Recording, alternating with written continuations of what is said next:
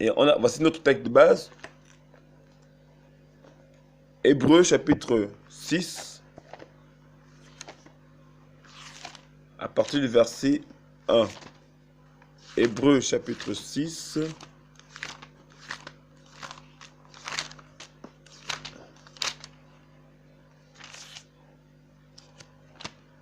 Hébreux chapitre 6, à partir du verset 1. Alors, la Bible dit, voilà, c'est pourquoi laissant la parole du commencement du Mashiach, avançons vers la perfection, ne posons pas de nouveau le fondement de la repentance des œuvres mortes, de la foi en Elohim, de la doctrine de lavage effectuée au moyen de l'eau, et de l'imposition des mains, et de la résurrection des morts, et du jugement éternel. C'est ce que nous ferons si Elohim le permet. Voici des points de doctrine assez importants, voilà, que l'auteur à l'Épître aux Hébreux estime comme étant des points de doctrine fondamentaux, qu'il estime comme étant basiques, élémentaires, pour un chrétien qui commence la foi chrétienne. Et dans les points qu'on a abordés dans cette lignée et cette série d'enseignements, on a commencé à dire que Yeshua est Elohim. Ensuite, après, on a abordé ce point sur lequel nous sommes aujourd'hui. Voilà. On a abordé, comme je me répète, il y a quelques jours sur la repentance aux œuvres mortes, en accent avec les faux Elohim. Maintenant, ce matin, voilà, parce nous sommes le 24 février 2024, il est 10h49 à ma montre, nous allons parler de l'idolâtrie. Voilà, et on va prendre le texte, le passage qui nous servira de base pour cet enseignement-là. Alléluia. Nous allons prendre Hébreux, du moins, nous allons prendre Exode chapitre 20, à partir du verset 1. La Bible dit, Elohim déclara toutes ces paroles en disant, je suis Adonai ton Elohim, qui t'ai fait sortir de la terre d'Égypte, de la maison des esclaves. Tu n'auras pas d'autre Elohim contre mes faces. Tu ne te feras pas d'idole, ni une image des choses qui sont là-haut, dans les cieux, ni ici-bas sous la terre, ni dans les eaux sous la terre. Tu ne te procéderas pas devant elles, et tu ne les serviras pas. Car je suis Adonai ton Elohim, le El jaloux qui punit l'iniquité des pères sur des fils, jusqu'à la 3e et la 4e génération de ceux qui me haïssent, et qui fait miséricorde jusqu'à 1000 générations à ceux qui m'aiment et qui gardent mes commandements. Ok. Alors ici, il faut déjà comprendre que le Seigneur se révèle à un homme, notamment le patriarche Abraham, qui est le père de la foi, qui est notre père à nous tous, pour ceux qui ont en eux le fils d'Élohim, Yeshua HaMashiach. Et quand il vient prendre le patriarche se trouve en Babylonie, précisément en haut en Chaldée, dans la Babylonie. Et la Babylonie était un peuple qui est polythéiste, c'est-à-dire qui adore plusieurs divinités, plusieurs Elohim. Voilà. Et au milieu de ce peuple, voilà, il va prendre un homme, voilà, il va demander de pouvoir le suivre. Voilà, pouvoir le suivre. Mais avant de pouvoir élargir le sujet sur le patriarche Abraham, il faut déjà voir que Abraham lui-même sort d'un peuple idolâtre. Ça veut dire que sa famille était idolâtre. Regardons, prenons l'écriture. Prenons Genèse. Genèse, chapitre 12, verset 1. Or, Adonai avait dit à Avram, va pour toi hors de ta terre, de ta patrie, de la maison de ton père, vers la terre que je te montrerai. Je te ferai devenir une grande nation et je te bénirai. Je rendrai ton nom grand et tu seras une bénédiction. Je bénirai ceux qui te béniront et je maudirai ceux qui te béniront. Et toutes les familles du sol seront bénies en toi. Alléluia. Donc on voit bien ici que le Seigneur avait pris Abraham, voilà, dans sa famille. Il dit bien, va pour toi hors de ta terre, de ta patrie, donc ça veut dire que où il était né, 3, la maison de ton père. Donc il y a eu un déracinement.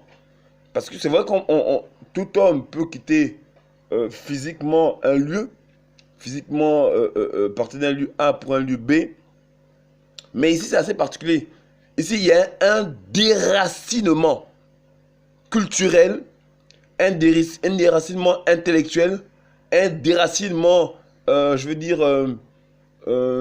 coutumier. Puis il dit ici, quand il dit, va pour toi hors de ta terre. Donc, va pour toi, les rats en hébreu. Va pour toi. Donc, c'est pour te. En fait, ce que je te dis, c'est pour toi. Et bien évidemment, ta maison. Va pour toi. Donc, il demande que l'on. À Abraham de sortir. Sors. Sors de cette terre. Va pour toi. Hors de ta terre.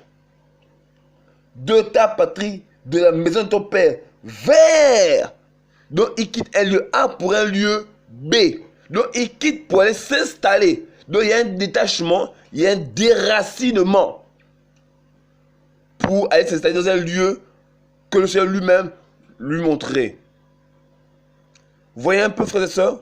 Donc, on voit bien que le patriarche a été, on va dire, a été extirpé de son lieu de vie, son lieu de naissance, voilà, son lieu de famille, pour un autre lieu différent. Mais pourquoi cela dit-il? Le Seigneur pourrait bien évidemment l'utiliser étant en Babylonie, en Nour, en Chaldée. Prenons Genèse chapitre 11, on va voir le lieu de naissance effectivement de Abraham. Genèse chapitre 11, verset 28. La Bible dit, verset 27 même, voici la postérité de Térar. Térar engendra Avram, Nahor et Haran. Haran engendra Lot. Haran mourut en présence de Térar, son père, en terre de sa naissance, en Nour, en Chaldée. En Chaldée. Or, la Chaldée se trouvait en Babylonie. Donc, quand il dit, Abraham, sors de ce pays d'où tu vis. Par exemple, si le Seigneur m'appelle, par exemple, il peut me dire, par exemple, sors du Gabon, sors de Libreville, sors du Wellington, va dans la terre que je te montrerai. C'est ce dont le Seigneur disait à Abraham. Mais le problème, pourquoi le gars n'a-t-il pas gardé là-bas? Parce qu'en fait, en Chaldée, il y avait en fait, on va dire, une énorme vie centrée autour du polythéisme. Et la preuve, c'est que les parents d'Abraham étaient idolâtres. Regardez. Étaient idolâtres. Donc, ils adoraient différentes divinités. Genèse, plutôt Josué, Yeshua, chapitre 24, à partir du verset 1. Yeshua rassembla toutes les tribus d'Israël à Shérem. Il convoqua les anciens d'Israël, ses chefs, ses juges et ses commissaires, se présentèrent devant Elohim. Yeshua dit à tout le peuple, ainsi parle Adonai, l'Élohim d'Israël, vos pères, Térar, père d'Abraham, père de Nahor, ont anciennement habité de l'autre côté du fleuve, où ils avaient d'autres Elohim. Voyez un peu? Il dit bien qu'ils savaient d'autres. Ici c'est au pluriel, d'autres Elohim.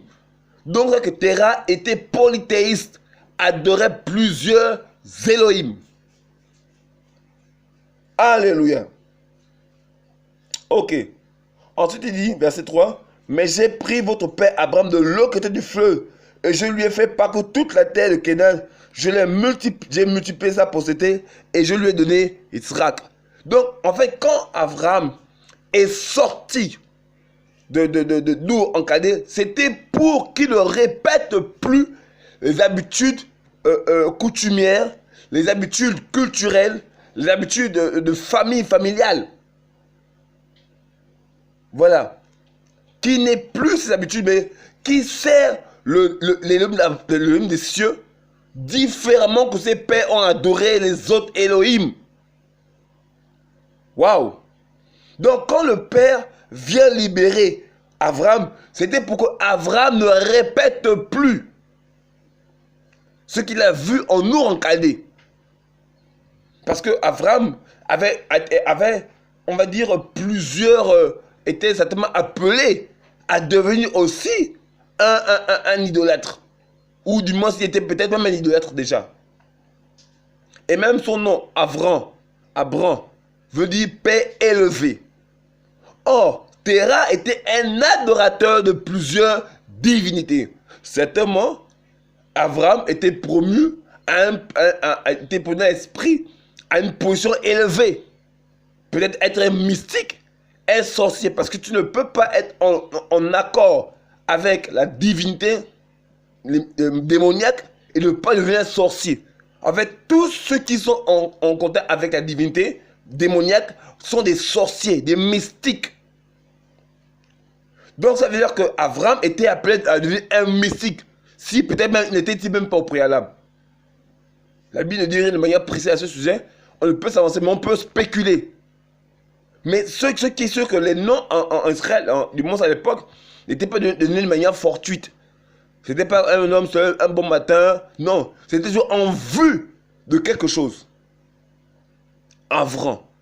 Donc vous voyez que le nom Avram a été donné à Abraham, voilà, pour qu'il devienne un homme dont qui serait élevé. Voilà. Qui serait élevé. Père élevé. Voilà, Avram.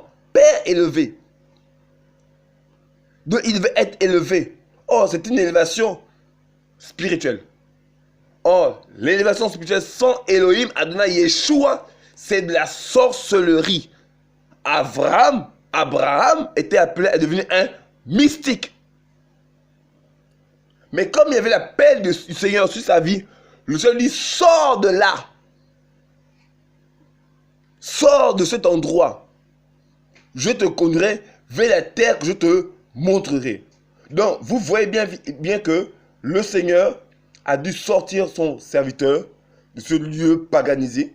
Parce que, pour votre information, en Babylonie, il y avait plusieurs divinités. Il y avait même une triade babylonienne. Mais la divinité la plus élevée en Babylonie était Marduk Bel. Vous retrouvez même dans les textes de la Bible, on nous parle de Bel. De Bel. Regardez, pour ce passage-là. Ésaïe 46, verset 1. Alors, Ésaïe 46, Yeshaya 46. Ok. J'y suis presque plutôt. Voilà. Et Yeshaya 46, verset 1. Bel se plie, Nebo s'accroupit, leurs idoles sont mises sur les animaux et sur les bêtes. Voilà. Nous avons plusieurs passages. Jérémie 3, 19. Nous avons Jérémie 52. Nous avons Jérémie 51, 44. Où on nous parle de Bel. Je prends même Jérémie 51 même, 51, 44. Lisons-le un peu, s'il vous plaît. 51, verset 44. Alors, la Bible dit, « Je punirai aussi Bel à Babel, ou en Babylone. Bel à Babel, je ferai sortir de sa bouche ce qu'il a englouti, et les nations abonderont plus vers lui. Abonderont plus vers lui. Le mur même de Babel est tombé. On dit, vous voyez bien qu'on dit bien que je punirai aussi Bel à Babel. Je ferai sortir de sa bouche ce qu'il a englouti. Donc on voit bien que c'était vraiment une divinité à Babylone. Bel, c'est le dieu protecteur à Babylone. Marduk Bel. Donc c'est une divinité qui était adorée en Babylone. Et c'était parmi les triades, la triade babylonienne qu'il y avait en cette époque-là. Par exemple, la triade babylonienne était composée. Voilà, on dit, en fait, il y a eu deux triades en Babylone. La première triade, la triade comprenait An ou Anu, qu'on nommait le chaos primordial. Ensuite, Enlil ou Bel, le démiurge. Ensuite, Anki ou encore Ea, le dieu de la providence. La seconde triade, c'était Nana ou Sin, dieu de la lune. Ensuite, on a Utu ou Shamash, le dieu du soleil, et Raman ou Bin, dieu de l'atmosphère. Voici les différents. Il y a eu 2 triades.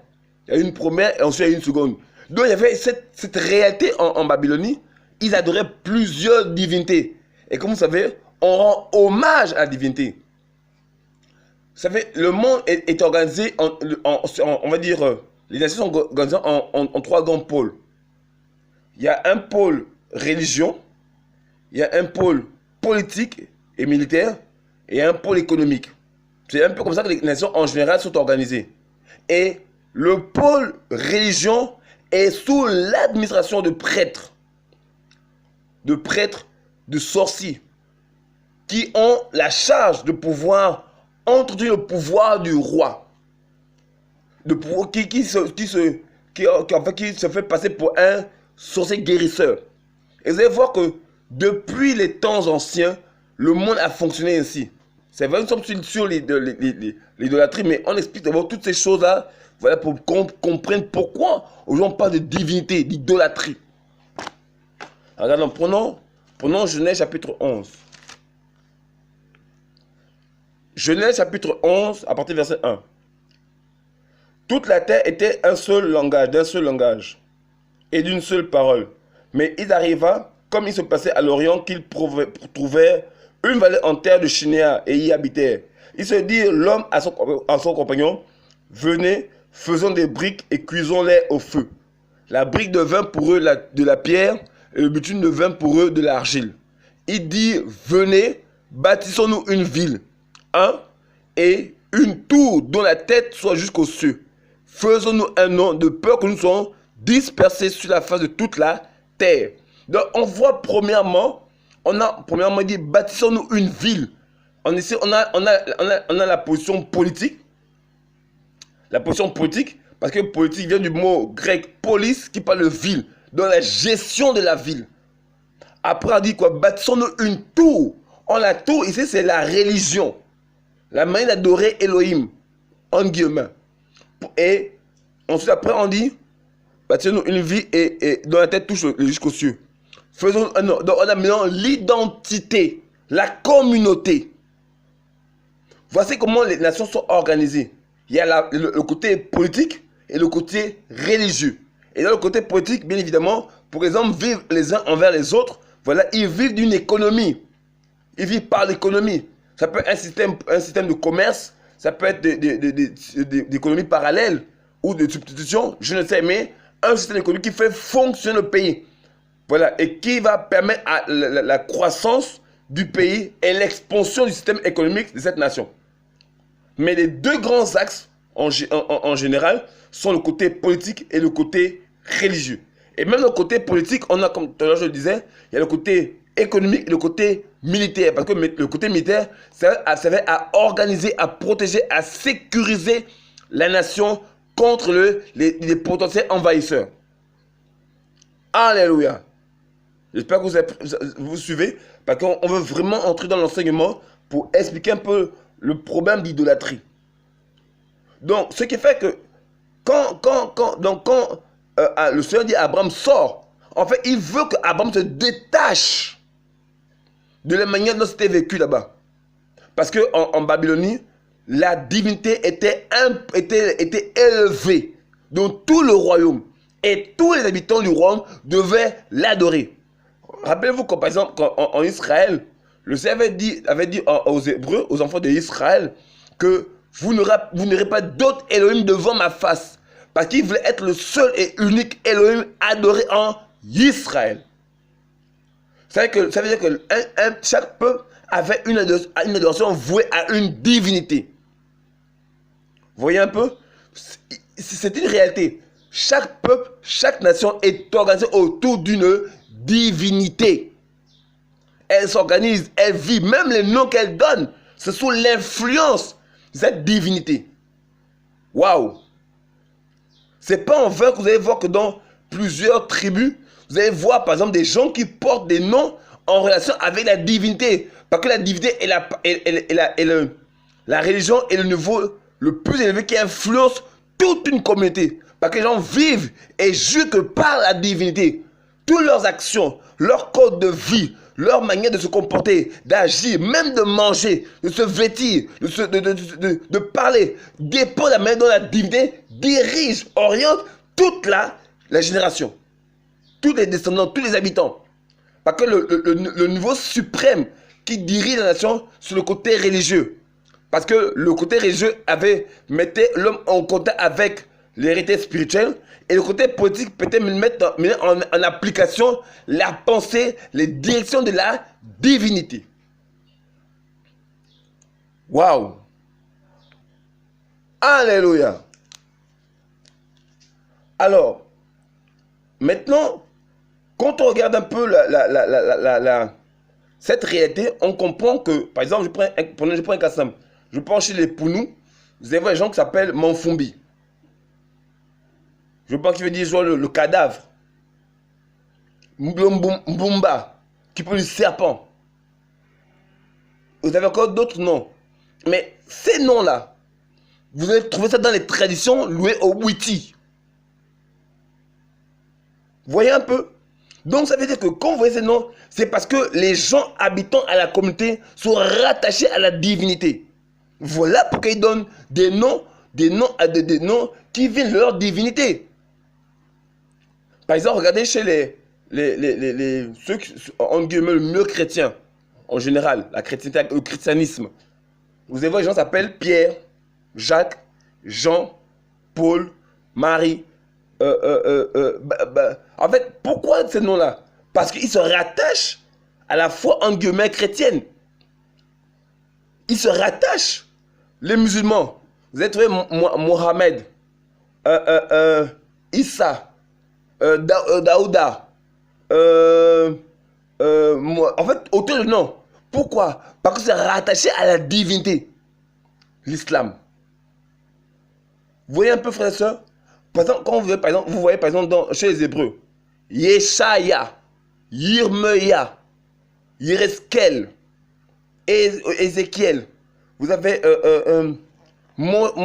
pas Moshe, vous avez Yehoshua. Voilà. Vous avez autant de noms dans la Bible, voilà, qui vous donnent des indications. Obadiah, Mikaïa, Abakouk plutôt, Séphania, Ragai, Zekaria. Vous voyez que tous ces noms découlent de la divinité. Il y a toujours le Ya. Alléluia. Mika, Ya. Yirme, Ya. Yereskel. Donc, toujours un signe, un clin d'œil à la divinité à qui on rend hommage et gloire. Waouh. Frère, on se laisse conduire par le Saint-Esprit. C'est vrai qu'on parle de doctrine, mais on laisse comment l'Esprit nous conduit. Vous voyez un peu, frère et soeur? Et c'est comme ça que les nations s'organisaient. Elles s'organisaient autour de deux axes principaux. Le côté religieux, voilà, et le côté politique. Et c'était le côté religieux qui avait de la dominance. C'est lui qui influençait. Pourquoi? Parce que les ordres venaient de celui qui est forcément au-dessus de toute chose. Toute réalité était soumise au côté religieux. Or, qui parle du côté religieux, parle du côté divin. Quand on a le passage que je vais relire tout de suite là, dans Genèse chapitre 11, à partir du verset 1, toute la terre était d'un seul langage et d'une seule parole. Mais il arriva, comme il se déplaçait à l'Orient et qu'il trouvait une vallée en terre de Shinéar et y habitait. Il se dit l'homme à son compagnon, venez, faisons-nous des briques et cuisons-les au feu. Donc, on parle d'une construction d'une ville ou encore d'un temple. Ça veut dire que la divinité est rattachée au temple. Vous comprenez? La divinité est rattachée au temple. La brique devint pour eux de la pierre et le bitume devint pour eux de l'argile. Il dit, venez, bâtissons-nous une ville. Pourquoi? Parce qu'il fallait bien évidemment un lieu d'habitation pour tous ces hommes dont l'espace serait circonscrit. Et autour de la ville, il y avait la tour. Il dit, venez, bâtissons-nous une ville et une tour dont la tête soit jusqu'aux cieux. Donc la ville était construite tout autour de la tour. Voilà. Souvent quand vous allez voir, ça fait, vous allez voir, par exemple, voir chez les Aztèques et les Incas, la ville, tout était construit, on va dire les villageois, les habitants, leur vie était tournée tout autour de la tour. Ça peut être symbolique, comme ça peut être physique. Quand tu parles symbolique, ça veut dire que même si c'était pas forcément, ça peut être à l'extrême de la ville, mais les pensées, les manières de vivre, de se comporter étaient centrées autour de la tour, le côté religieux. Ensuite, après, il y avait la tour. Or, les tours, quand on parle ici de la tour, cela fait allusion à ce qu'on appelle en fait des ziggourats. Je vais vous montrer une image des ziggourats. Voilà. Vous pouvez voir là une ziggourate. C'est à ce que ressemble une ziggourate. C'était comme une sorte de pyramide au sommet aplati. Voilà.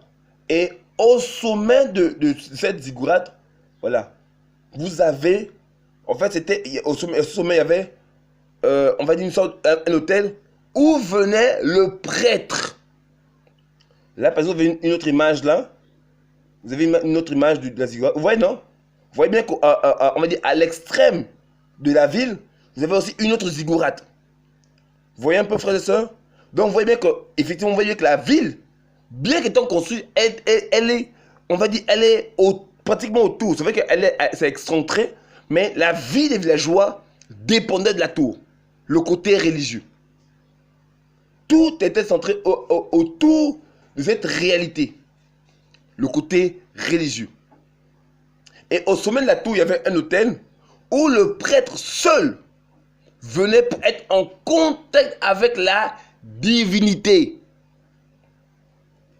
Voilà. Et il recevait de la divinité les orientations, les directives, les conseils, les ordres, les paroles de la divinité qui faisaient descendre maintenant cette réalité-là parmi les humains. Il était le seul habilité à pouvoir être en contact avec la divinité et transmettait, en l'occurrence, premièrement, à l'autorité de la vie politique, précisément le roi. Donc, il confiait les ordres au roi. Pourquoi? Parce que le roi faisait office d'autorité dans la ville. Donc, il était seul à habiter, à imposer aux habitants la manière de vivre selon que la divinité avait donné comme orientation. Donc, les prêtres travaillaient très souvent en relation avec le roi. Avec le roi impose au peuple la vision du divin. Et rassurez-vous, hein, ce modèle a été, Satan l'a copié, détrompez-vous, Satan l'a copié, on va le voir, l'a copié sur le Seigneur. Voilà. Donc il prenait toutes les directives des cieux, quand il dit qu'on touchait le ciel. Oh, le ciel, c'était pas un ciel physique. L'apôtre Paul nous dit dans Éphésiens chapitre 6, 10. Au reste, mes frères, soyez fortifiés dans le Seigneur et dans la puissance de sa force souveraine. Revêtez-vous de l'armure complète d'Élohim afin de pouvoir résister aux ruses du diable. Parce que notre lutte n'est pas contre le sang et la chair, mais contre les principautés, contre les autorités, contre les seigneurs du monde de la ténèbre de cet âge, contre les esprits de méchanceté qui sont dans les lieux célestes. Les esprits méchants dans les lieux célestes. Donc, vous savez que quand on parle de lieux célestes, on nous parle d'une réalité spirituelle. Prenons 2 Corinthiens, chapitre 12, à partir du verset 1. Se glorifier n'est vraiment pas utile, car j'en viendrai aux apparitions et aux révélations du Seigneur. Je connais un homme en Machiar, il y a 14 ans passés. Si ce fut dans le corps, je ne sais. Si ce fut hors du corps, je ne sais. Elohim le sait, qui a été élevé jusqu'au 3e ciel. Et je sais que cet homme, si ce fut dans le corps ou ce fut hors du corps, je ne sais. Elohim le sait. Il a été élevé dans le paradis et a entendu des paroles ineffable. Paulos nous dit que il fut ravi jusqu'au 3e ciel. Donc il y a 3 cieux. Le premier ciel, c'est le ciel visible où flottent les oiseaux du ciel, les vautours, les aigles, les pigeons et autres. C'est ce ciel où va même flotter, où vont les astronautes. C'est le ciel physique. Le second ciel, il est question du ciel qu'on a vu tout à l'heure dans Ephésiens 6, 12. Les esprits méchants dans les lieux spirituels. Il est question de ce côté spirituel du ciel. Rappelez-vous, dans Genèse 1, au commencement, Elohim créa les cieux et la terre. La terre devint informe et vide. Il dit au commencement, Elohim créa les cieux. Les cieux. Le mot hébreu, c'est Hashamaïn. C'est un mot pluriel qui nous parle de 2 réalités. Parce que chez les Hébreux, le mot im renvoie à une dualité. Comme Yerushalayim. Voilà, les Nevi'im. Donc ça veut dire que Shamaïm veut simplement dire une réalité double. Une réalité visible, une réalité invisible. Donc on dit, quand la Bible dit qu'au commencement, Elohim créa les cieux et la terre, il créa 2 réalités. La réalité visible, la réalité invisible. Alléluia. Vous voyez un peu, frère et sœur? Donc, quand les prêtres babyloniens allaient au sommet, en fait, ils étaient en contact avec la réalité spirituelle. Le ciel spirituel était en contact avec les esprits des cieux, les esprits méchants dans les lieux célestes. Alléluia. Et c'est ces deux qui recevaient, principalement de Satan, le diable, qui recevait les directives. Les directives pour les communiquer au peuple par le moyen du roi. Voilà. Et qu'est-ce qui se passa? Et le roi imposa ça au peuple, et le peuple fondait leur vie en fonction de ce que le roi avait donné comme instruction, qui venait directement des cieux. Voilà pourquoi certains rois, bien évidemment, voilà, se faisaient passer pour des divinités, en complicité souvent avec les sorciers. Voilà. Vous avez plusieurs rois dans l'histoire du monde qui se faisaient passer pour des divinités. Voilà. Maintenant, pour revenir au cas d'Abraham, en fait, Dieu dit, Abraham, sors de là. Sors. Voilà. Il dit, sors de là. Vous voyez un peu, frère, il sort de là. Pour que sa vie ne soit pas influencée par la vie des Chaldéens, Kasdim. Que leur vie ne soit pas influencée par leur manière de vivre, de se comporter. Non. Le Seigneur sort de là pour qu'il vive différemment. Qu'il ait une vision différente de l'adoration qui doit être rendue au véritable Elohim. Yeshua HaMashiach. Voilà. Donc, et le Seigneur le sort. Et il a pris du temps. Ça a pris du temps pour le vider, pour le déposséder, pour le dépouiller de l'adoration qu'il avait de l'ancienne divinité. Ça a pris du temps dans la vie, les habitudes. Nous, on le lit en quelques passages, en quelques chapitres, oui. Mais c'est du temps qui a été pris sur la vie d'Abraham. Oui. Et après, vous allez voir que, qu'est-ce qui se passait dans Genèse 17, verset 1. Lorsqu'Abraham devint fils de 99 ans, Adonai appelle Abraham et lui dit, je suis El Shaddai, oui, non, je suis El Shaddai, Bethléem, Yereskel, Bethel. Voilà, je suis El Shaddai, marche en face de moi et sois intègre. Je mettrai mon alliance entre moi et toi et je te multiplierai extrêmement, extrêmement. Abraham tomba sur sa face et lui parla avec lui en disant, quant à moi, voici mon alliance est avec toi. Tu deviendras le père d'une multitude de nations. Mais ton nom sera Abraham. Excusez-moi, on ne t'appellera plus du nom de Abraham, mais le nom sera Abraham. Donc il y a eu un changement d'identité. Selon les Hébreux, dans Abraham, le Seigneur a racheté le He. Le He, c'est l'équivalent du H en français. Donc c'est qu'il y a eu la marque du Mashiach. Parce que le Yé là est tiré de Yah. Yahweh. Yah. Yeshaya. Yirmeya. Donc ce Hé-là, qui est en fait le souffle. Ouh, alléluia. Regardez, le caractère hébraïque Hé se traduit en français à différents sens. Voilà. Mais se traduit en français par souffle ou louange. Voilà. Or, le souffle se traduit aussi en hébreu par roi. Roi, nous parlons du souffle ou l'esprit. Le souffle de vie. Donc, par cette touche, on a la marque du Mashiach, le souffle d'Élohim, la marque d'Élohim, de Yeshua, de la vie d'Abraham. Il change l'identité du Père, notre Père Abraham. Voilà, qui a mis sa marque, la marque du Yah sur sa vie. Voilà.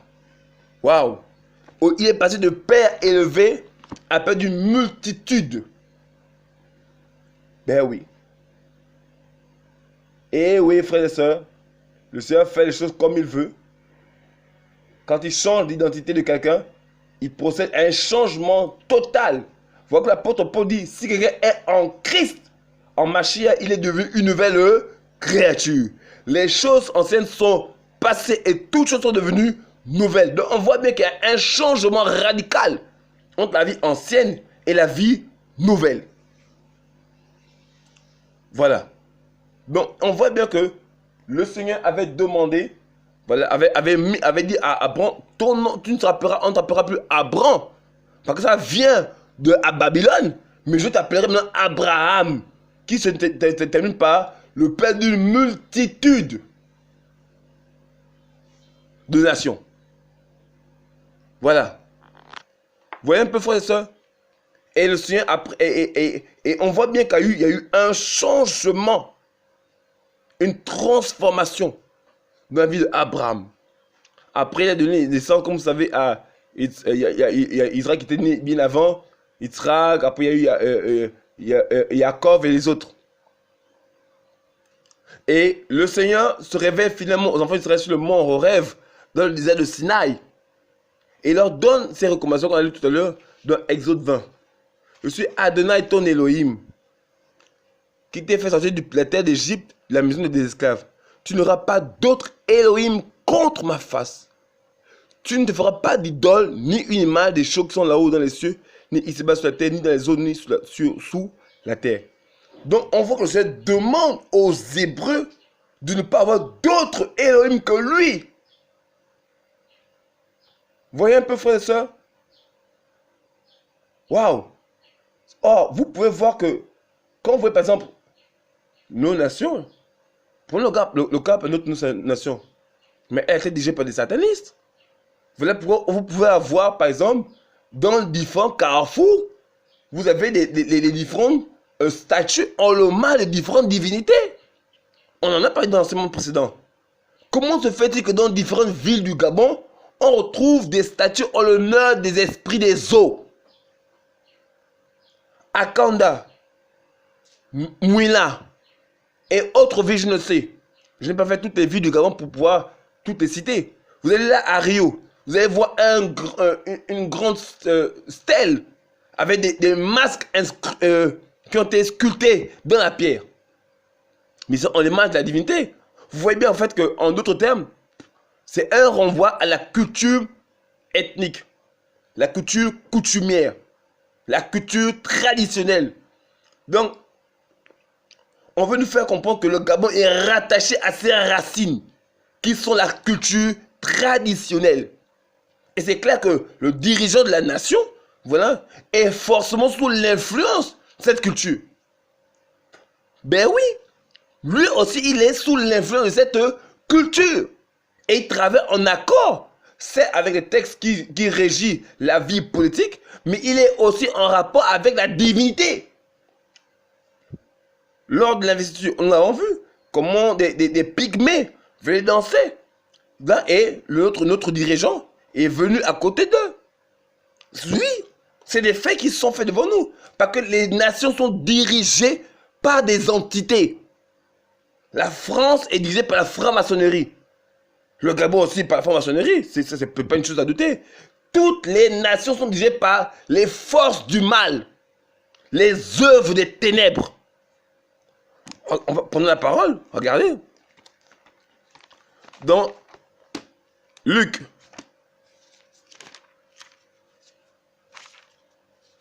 Luc chapitre. Vous allez voir dans l'écriture. Luc chapitre 4. À partir du verset 1. Et Joshua rempli du Saint-Esprit revint du Yarden et fut conduit par l'Esprit dans le désert, où il fut tenté par le diable pendant 40 jours.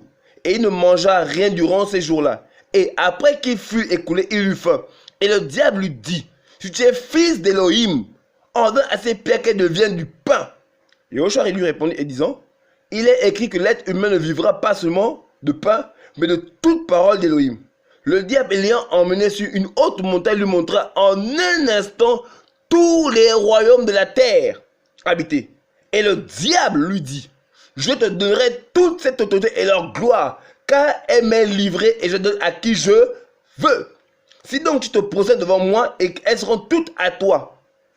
Et Joshua répondant, lui dit, va-t'en arrière de moi, Satan, car il est écrit, c'est devant le Seigneur, ton Elohim, que tu te prosterneras et tu le serviras lui seul. Donc, vous voyez que Satan dit que tous les royaumes de la terre lui appartiennent. En d'autres termes, il en est le chef. Il en est le dirigeant spirituel. Ben oui. Oui. Regardez, je vais revenir sur ce passage rapidement. Prenons 2 Corinthiens, chapitre 4, à partir du verset 1. C'est pourquoi, ayant ce service, selon la mise en cause que nous avons reçu, nous ne perdons pas courage, mais nous avons rejeté les choses cachées et honteuses, ne marchant pas avec ruse, et n'altérons pas la parole d'Élohim. Mais nous nous recommandons nous-mêmes à toute conscience humaine devant Élohim, par la manifestation de la vérité. Mais si notre évangile est voilé, il est en effet voilé pour ceux qui périssent, en ceux dont l'Élohim s'est aveuglé les pensées des incrédules, afin que ne brille pas pour eux l'illumination de l'évangile, la gloire du Mashiach, lequel est l'image de l'Élohim. Il dit, verset 3, mais si notre évangile est voilé, il est en effet voilé pour ceux qui périssent, en ceux dont l'Élohim de cet âge, dont ne laissons pas de le Dieu de ce siècle. Donc, Satan est décrit comme étant le Dieu de cet âge, l'Élohim de cet âge. Donc, c'est normal qu'il dit au Seigneur que je te donnerai toute cette autorité et leur gloire, car elle m'est livrée et je donne à qui je veux. Je la donne. Donc, la gloire des nations appartient au diable, Satan. Mais c'est évident que les nations, les dirigeants sont sous la mainmise de Satan. Vous comprenez pourquoi les nations vivent dans le mal? Parce que les dirigeants ne travaillent en accord avec la divinité et transmettent aux hommes comment vivre. Oui, frères et sœurs, c'est ce que la Bible nous enseigne. Nous sommes dans l'idolâtrie. Il faut qu'on explique ces choses. Parce que les nations ont rejeté la parole de Yeshua. Il faut le savoir, vous le savez, qu'en fait que l'état actuel des nations, c'est à cause de la chute d'Israël. En effet, le Seigneur avait donné un peuple, comme vous savez, Israël. Et Israël avait le mandat de pouvoir enseigner les nations avec la Torah. Regardez. Ésaïe.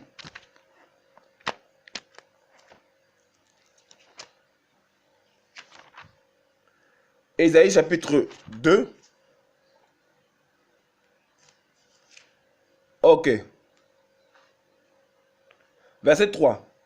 Et beaucoup de peuples iront et diront, venez et montons à la montagne de Adonai, à la maison de l'Élohim de Jacob. Il nous enseignera ses voies et nous marcherons dans ses sentiers. Car la Torah sortira de Sion, la Torah de Adam sortira de Jérusalem. Mais ça pourquoi? C'est pour évangéliser les nations. Donc Israël avait le mandat de pouvoir enseigner les nations comment suivre l'Élohim des cieux, le véritable sauveur des nations. Ils avaient reçu ce mandat. Mais Israël s'est rebellé. Israël s'est obstiné. Il a contesté l'Élohim des cieux, Yeshua.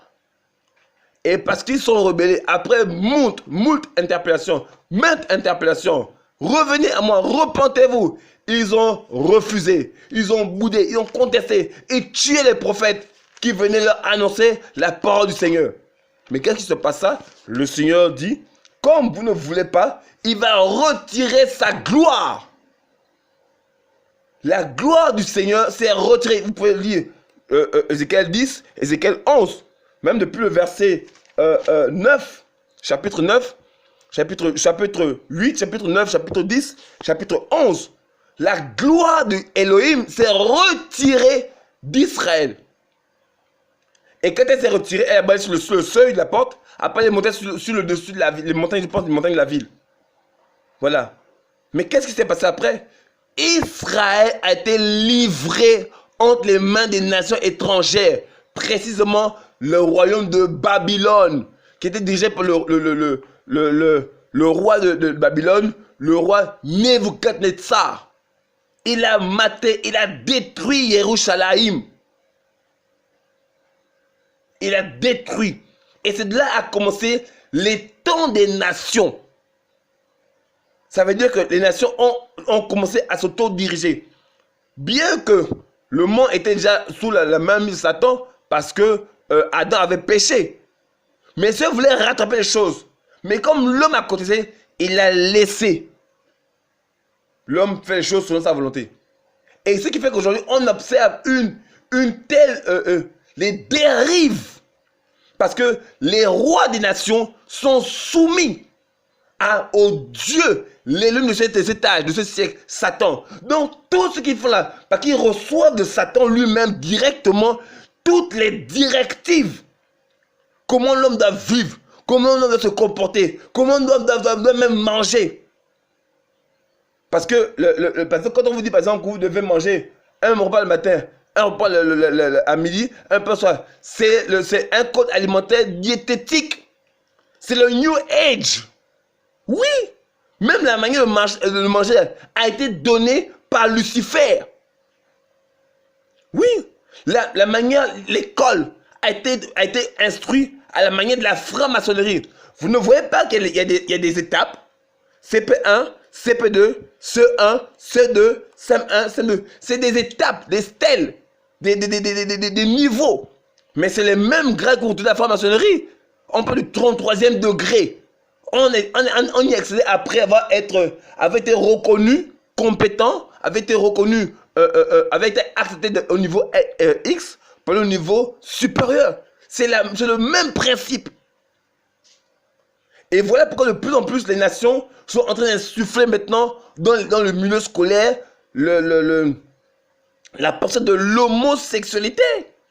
C'est normal, parce que les dirigeants reçoivent de Satan Lucifer les directives pour conduire ce peuple à la déchéance. En fait, plusieurs dirigeants des nations, voilà, la grande majorité sont des serviteurs de Lucifer, des serviteurs du diable qui sont à son service. Ils sont à son service. Et dans son service, ils exécutent la voix de leur maître, la voix de leur Seigneur, la voix de leur Elohim.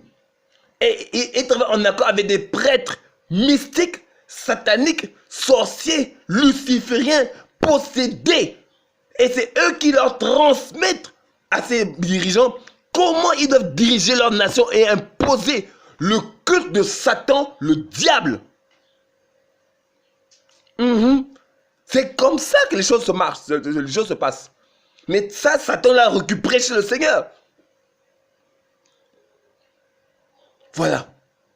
Donc, quand vous voyez par exemple aujourd'hui, regardez par exemple comment vous allez voir qu'il y a des nations, comme la dernière fois je l'ai lu sur un article, je pense que c'est aux Philippines. Par exemple, en Indonésie, le concubinage est interdit. Il est même passible d'emprisonnement de 6 mois à 1 an. Je vous mettrai le texte en description. Vous savez que les hommes ont au moins des valeurs, mais dans le fond, Ils continuent à adorer le diable parce que la manière dont ils vivent pas pour le peuple. Ils vivent pour assouvir leurs besoins. Ils vivent pour assouvir leurs désirs. Ils vivent pour assouvir la pensée de Lucifer. Regardez comment un pays comme le Congo, regardez, un pays 5 fois plus grand que la France, un pays riche en minerais, mais les nations ferment leur voix. Les multinationales ferment leur voix devant le massacre perpétré au Congo. Comment au Nord Kivu, depuis 27 ans, les gens sont tués, assassinés à cause de la richesse de ce pays. Mais parce que les dirigeants sont avides de sang. Et tout ça, c'est orchestré par le M23, qui est, selon ceux qui nous ont rendus, est conduit par le président du Rwanda. Selon qu'on dit dans les médias. Les nations ferment leur silence de ce massacre perpétré au Rwanda, au Congo. Quoi? Les Congolais se sont-ils pas des humains? Ben si! Mais on l'exploite à cause de sa richesse. On la détruit à cause de sa richesse. C'est parce que les dirigeants de la nation sont sous la main mise de Satan, le diable. Pays riche, peuple pauvre. Les nations sont riches, mais les peuples vivent dans la misère la plus totale. Au XXIe siècle. Parce que l'ennemi a une pensée, c'est assouvir le peuple.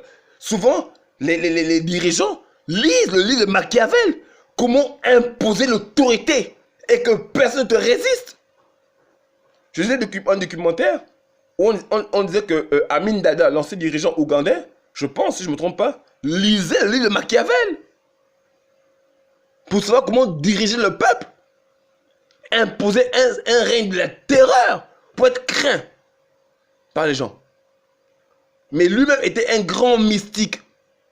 L'ancien dirigeant du Zaïre, Mobutu, mystique sorcier. Les nations. Mais tout c'est là devant nos yeux.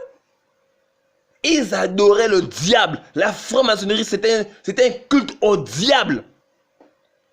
Et sans compter les différents niveaux de sorcellerie dans les différents lieux. C'est de l'adoration au diable.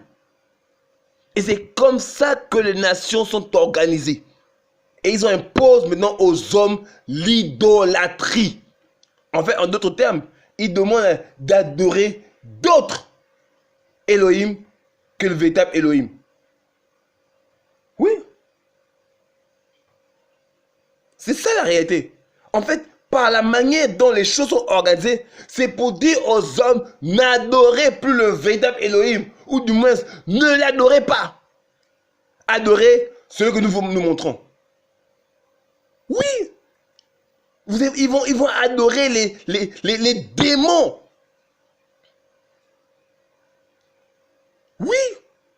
J'ai lu un article qui m'a, si je retrouve le lien, je vous le mettrai en description.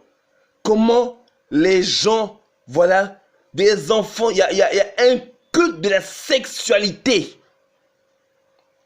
Comment des enfants, des pédophiles abusent d'eux. Il y a un film qui a fait fort, on va dire dans le milieu du cinéma. C'est Freedom of Sound. Ce film d'où décrit, en fait c'est un film vrai, tiré d'une réalité. Comment en Honduras, les jeunes sont abusés sexuellement, sont arrachés de leur famille et deviennent des esclaves sexuels aux mains des malfrats, des proxénètes.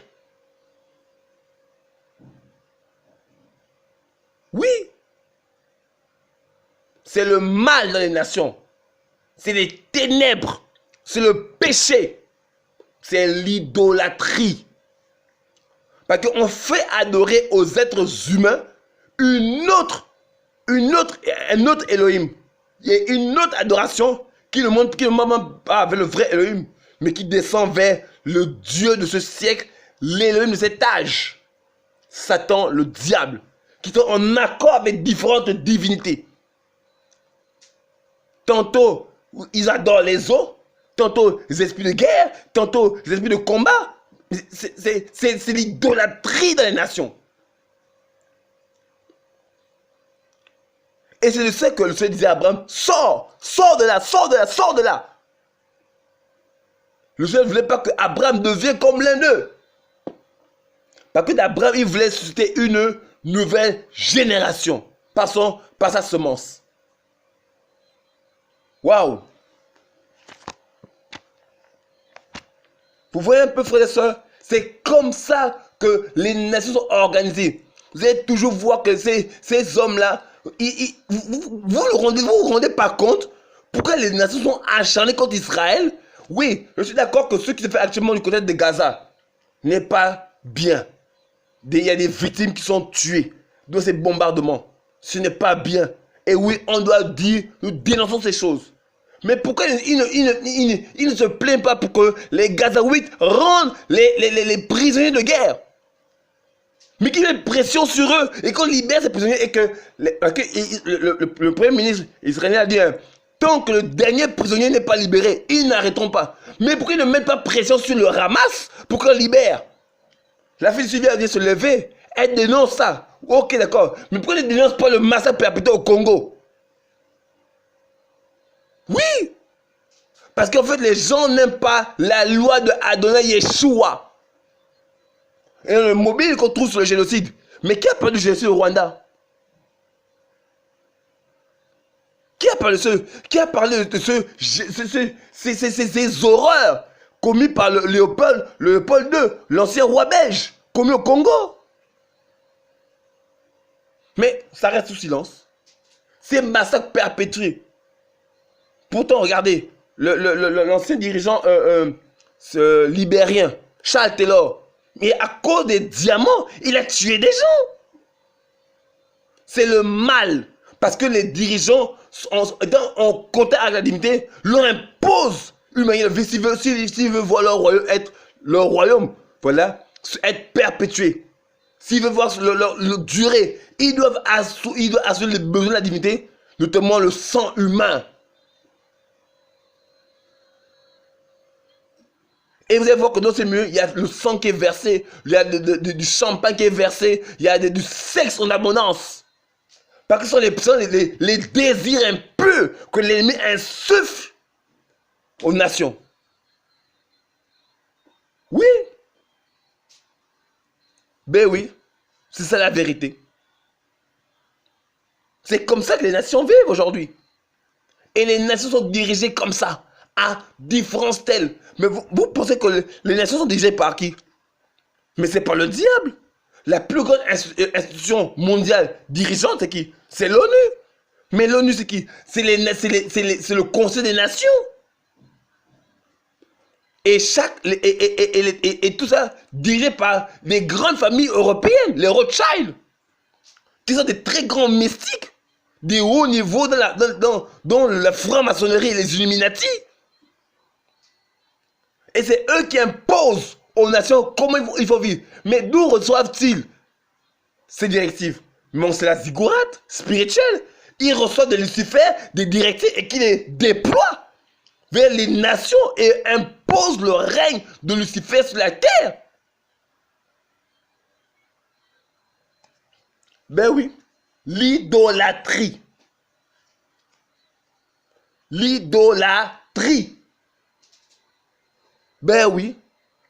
Mais vous croyez quoi? Il y a plusieurs vidéos où on voit plusieurs dirigeants du monde. Par exemple, l'ancien dirigeant français Nicolas Sarkozy qui disait personne, mais personne ne s'opposera au nouvel ordre mondial. Et plusieurs dirigeants mondiaux, on a vu le dirigeant actuel du Sénégal, le dit, que nous devons tendre vers le nouveau gouvernement mondial.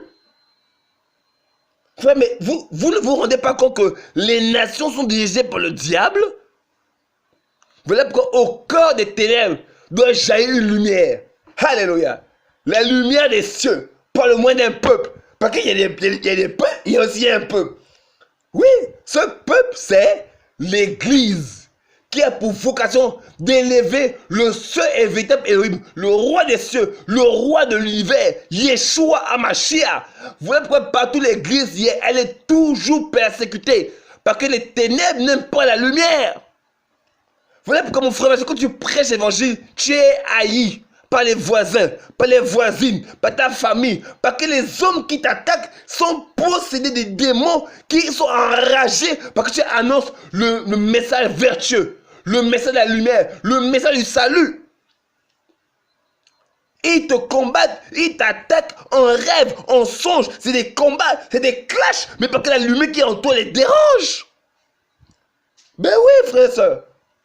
Voilà pourquoi vous allez voir qu'il y a des attaques farouches contre des chrétiens. Mes frères, j'ai vu récemment sur une chaîne,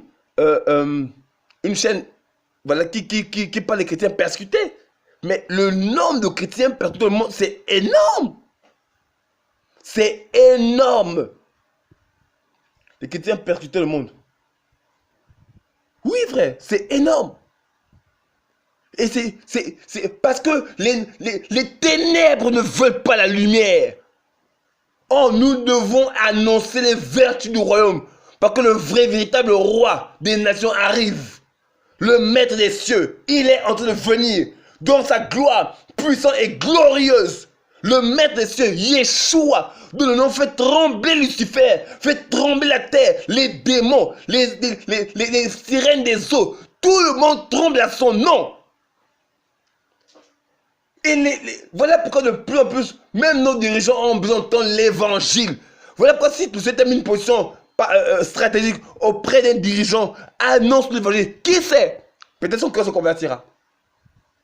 Mais les chrétiens ne doivent pas se taire en ce temps de la fin. Notre nation, le Gabon, doit être secouée par l'évangile. Il faut une secousse spirituelle par le moyen de la prédication de la croix pour le ramener le peuple au Seigneur. Vous voyez que le Seigneur de plus en plus suscite des missionnaires de ça et là pour aller annoncer le message du royaume. Oui, frères et sœurs, le Seigneur déploie son peuple dans les quatre coins de la terre pour annoncer les vertus du royaume, car il arrive bientôt. L'église va bientôt être enlevée. Mais avant ça, frère, l'église sera équipée d'une gloire qu'elle n'a jamais vue, qu'elle n'a jamais connue. Une gloire qui dépassera tout entendement. Une gloire avec les miracles, les guérisons, les paralytiques, les aveugles qui verront, les sourds entendront, les muets parleront, les cancéreux seront guéris. Mais frère, il faut que l'église se lève. Il ne sera pas sans conséquence. Il y aura des combats, il y aurait des martyrs, il y aurait des attaques, il y aurait des persécutions. Mais le royaume arrive. Il faut annoncer le royaume des cieux. Il faut proclamer le roi des rois, le seigneur des seigneurs, l'alpha et l'oméga, le commencement et la fin, le premier et le dernier, l'Aleph et le Tav, le lion de la tribu de Yehuda, l'agneau des Elohim qui ôte le péché du monde. Yeshua HaMashiach, le ressuscité. Oui frère, il est ressuscité d'entre les morts. Et il vit éternellement. Oh frères et sœurs, le Seigneur de gloire vient pour libérer son peuple. Voilà pourquoi nous devons nous mettre chaque jour à sa disposition pour que son royaume soit annoncé. Il y a des rues de Libreville, il y a des provinces au Gabon qui ne sont pas encore gagnées. Comment des provinces pour être sous l'influence du diable? Non, frère. Quelqu'un disait que je suis le patron, voilà, d'une ville, voilà, dans tous les domaines. Frère, je dis à chaque fois que je pense à ça, je dis, il le dit parce que il n'a pas encore vu la lumière des cieux descendre. Frère, je vous dis, il va voir cette lumière, frère. Et tous les hommes qui ont tout vu ont tous fléchi le genou devant lui. La Bible dit que tout genou fléchira et tout bouche confesse que Yeshua HaMashiach est Seigneur à la gloire de Elohim, le Père.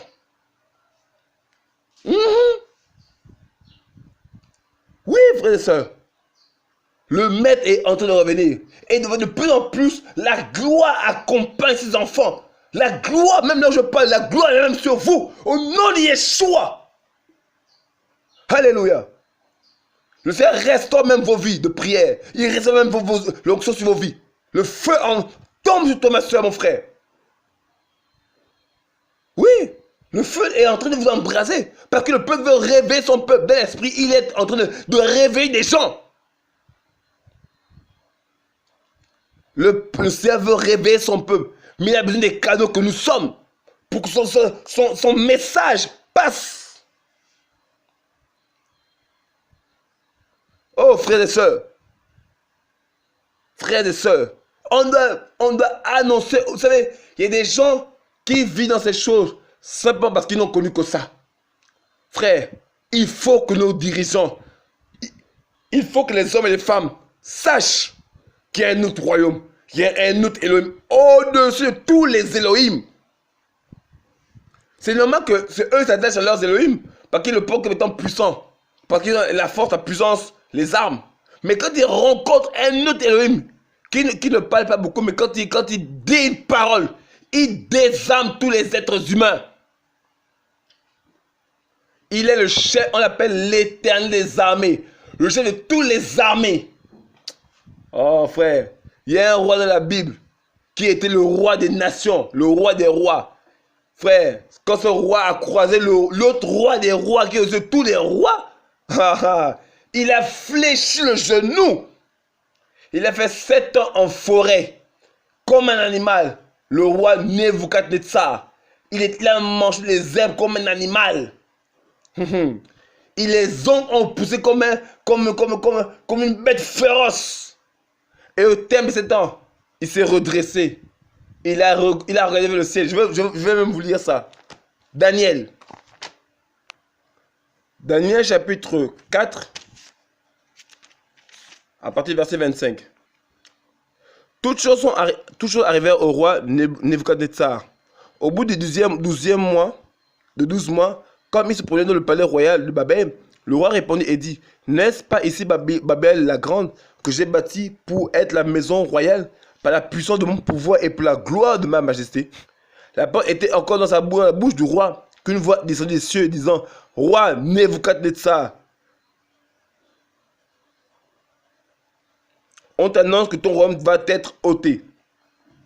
On te chassera du milieu des humains. Tu auras ta demeure avec les bêtes des champs. On te donnera de l'herbe à manger comme les bœufs. Et 7 ans passeront sur toi jusqu'à ce que tu reconnaisses que le Très-Haut domine sur le royaume des humains et qu'il le donne à qui il plaît. Au même instant, la parole s'accomplit sur le roi, sur Nebuchadnezzar. Il fut chassé du milieu des humains.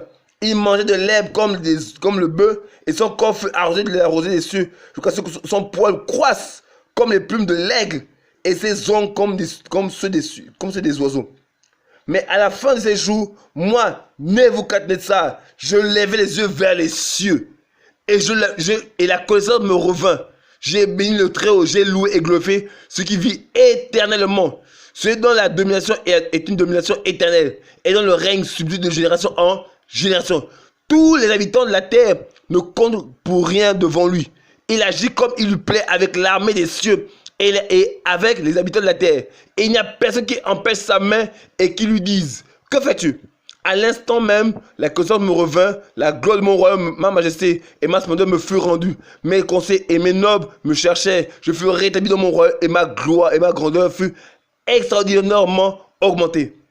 Mais maintenant, moi, Nebuchadnezzar, je loue, j'exalte, je glorifie le roi des cieux, dont toutes les œuvres sont véritables et les voies justes qui peut abaisser ceux qui mentent avec orgueil. Voici un roi qui est devenu humble. Nebuchadnezzar. Il a levé les yeux vers le ciel. Et je reconnais que tu es grand maintenant. Je reconnais que tu es grand. Frère, voilà pourquoi nous devons annoncer le royaume de l'évangile. Le royaume, l'évangile des cieux. Au peuple, aux hommes, aux autorités. Afin qu'eux aussi croient en l'évangile véritable. Plein de pasteurs commerçants ne font que du commerce dans les églises. Petit problème, il faut voir un pasteur, il faut lui donner de l'argent. Donnez, vous serez bénis. C'est faux. C'est de l'escroquerie, c'est du vol. Oh, pourquoi nous dirigeants ne croient pas en l'évangile? Parce que ceux qui font office de père ne sont que des usurpateurs, des menteurs, des escrocs, d'avides d'argent, des sorciers, des mystiques, des corrompus, qui font honte à la foi chrétienne. Et ils sont nombreux là au Gabon. Leur leitmotiv, c'est l'argent. Matin, midi, soir, l'argent, la joie. C'est des assoiffés, des esclaves de l'argent, des avides, des cupides. Il a pour se mettre mot l'argent. Ils n'ont aucun souci pour le pauvre, la veuve, l'orphelin, le démuni, l'indigent. Aucun sentiment. Ce qui leur importe, c'est l'argent. Vous avez pu voir comment le Covid, comment il pleurnichait devant l'ancien président déchu. L'argent, il pleurnichait. Oh non, non, comment je vais envoyer mes enfants à l'école? Tu pleurniches. Mais c'est normal que l'autre dirigeant ne peut pas croire en l'évangile. Parce que de tels hommes font la honte à l'évangile du Mashiach. C'est la honte en milieu chrétien. Eux qui sont censés être des conducteurs, des lumières, sont devenus des ombres, des ténèbres. Et la honte est sur l'église. Mais gloire soit Dieu au Seigneur, car il y a une nouvelle génération, un nouveau peuple, une nouvelle nation qui se lève pour annoncer les vertus du royaume des cieux. Alléluia. Voilà, frères et sœurs. Voilà, on s'est conduit par le Saint-Esprit. Hein. Voilà. On reviendra sur le sujet sur l'idolâtrie. Vous avez pu voir comment l'idolâtrie s'est installée depuis des générations. Et pour finir, quand vous savez qu'après on va dire l'opposition contre le Seigneur, dans Genèse 11, le Seigneur dit descendons et confondons leur langage. Et ils ont été dispersés. Mais qu'est-ce qui s'est passé? Cette dispersion a fait en sorte que chacun va dans son coin. Mais quand chacun parle là, chacun parle avec une portion de la connaissance de l'idolâtrie, du culte qu'il y avait à Babylone. En fait, cette dispersion a permis une extension de Babylone à plusieurs échelles. Oui. À plusieurs échelles. Frères et sœurs, les gens comme Moabi, Mouina, on doit prier, crier au Seigneur que Dieu visite ces zones. Frère, il ne faut pas qu'on ait peur de la sorcellerie. Dieu a vaincu la sorcellerie. Voilà, frères et sœurs, c'était pour nous encourager. Soyez fortifiés, soyez bénis, soyez encouragés. Et que le Seigneur vous garde. Nous nous retrouvons la prochaine fois pour... On reviendra sur le message sur... Comme on est sur le renoncement aux œuvres mortes, voilà, on doit revenir, on doit se repentir de nos péchés et revenir au Seigneur de gloire. Et ça, c'est pas le moins de l'évangile. On va encore revenir sur le thème, sur l'idolâtrie, afin d'édifier les frères et sœurs sur la parole. Alléluia. Amen.